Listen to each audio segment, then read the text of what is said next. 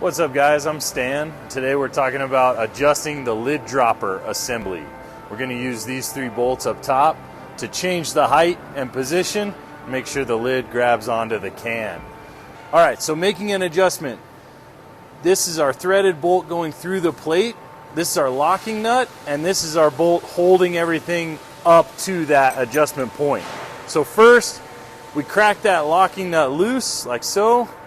We're going to crack that tightening bolt that holds the assembly together loose, and then we can make our adjustment using this main bolt here. So if I want to go down, I'm going to turn to the right, moving the whole assembly down.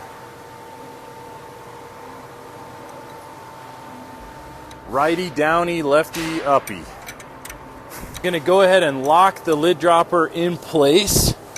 So locking those locking nuts again.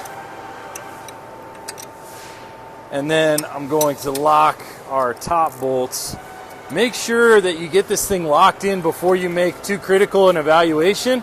It can move a little bit as you're tightening everything down. So then we'll look at it closely afterward.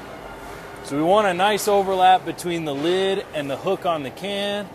And hopefully that lid is right in the center of the can as well. That's ideal.